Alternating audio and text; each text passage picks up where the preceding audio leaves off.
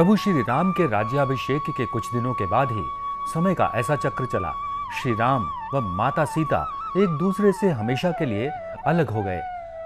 इसके बाद श्री राम अयोध्या का राज सिंहासन संभालने लगे तो माता सीता वाल्मीकि आश्रम में रहने लगी। दोनों को बिछड़े हुए कई वर्ष बीत गए तथा इस दौरान राज्य में कोई बड़े उत्सव या यज्ञ का आयोजन नहीं किया गया। तब एक दिन अश्वमेघ यज्ञ का आयोजन करने का निर्णय हुआ, जिससे राजा के साथ उनकी पत्नी का बैठना अनिवार्य होता था।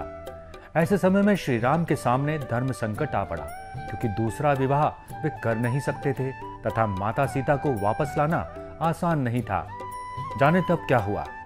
भगवान श्री राम के जन्मदिन के अवसर पर उनके छोटे भाई लक्ष्मण ने अश्वमेघ यज्ञ की सलाह दी। लक्ष्मण का यह प्रस्ताव सुनकर सभी प्रसन्न हुए। भगवान श्री राम को भी यह विचार उचित लगा तथा उन्होंने महर्षि वशिष्ठ के आदेश से अश्वमेघ यज्ञ को आयोजित करने की अनुमति प्रदान की। इसके पश्चात अश्वमेघ यज्ञ को लेकर राज्य में तैयारियां शुरू कर दी गई।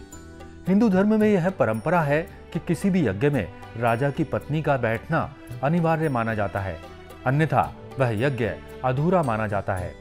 चूंकि श्री राम की केवल एक पत्नी थी जिनको वनवास मिला हुआ था, इसीलिए सबके मन में यह आशंका घर कर गई कि प्रभु श्री राम यज्ञ के आयोजन के लिए दूसरा विवाह करने जा रहे हैं। इसे लेकर अयोध्या की प्रजा में खुशी की लहर फैल गई। अपने राजा के दूसरे विवाह करने का व अपना अगला उत्तराधिकारी मिलने की खुशी में हर रोज बातें होने लगी। कोई किसी राजकुमारी के साथ श्री राम के विवाह का सोच रहा था तो कोई अन्य राज्य की राजकुमारी के साथ। जब भगवान श्री राम को इस बात का पता चला, वे अत्यंत क्रोधित हो गए तथा ऋषि मुनियों व मंत्रियों को बुलाकर अपनी आपत्ति व्यक्त की।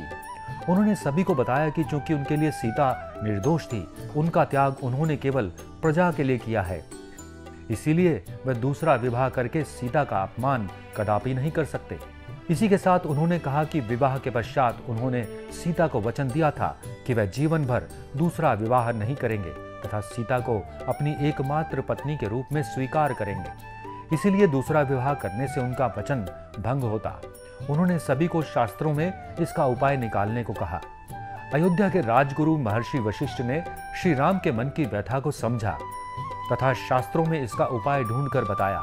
उन्होंने कहा कि यदि किसी कारणवश राजा की पत्नी साथ में ना हो और यज्ञ का आयोजन करना हो, तब वह अपनी पत्नी की स्वर्ण मूर्ति बनाकर यज्ञ आयोजित कर सकते हैं। इससे यज्ञ पूर्ण माना जाता है। इसके पश्चात प्रभु श्री राम ने विश्वकर्मा जी को बुलाया तथा उन्हें माता सीता की स्वर्ण मूर्ति बनाने का आदेश दिया। विश्वकर्मा जी ने कुछ ही दिनों में माता सीता को एकदम मूर्ति में उत्कीर्ण कर दिया, जो देखने में एकदम सीता ही प्रतीत होती थी।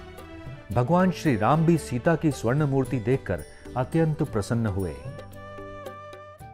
सब्सक्राइब करें हमारे YouTube चैनल साधना गोल्ड को और पाएं वीडियोस सबसे पहले। और हाँ, बेल आइकन दबाना ना भूलें।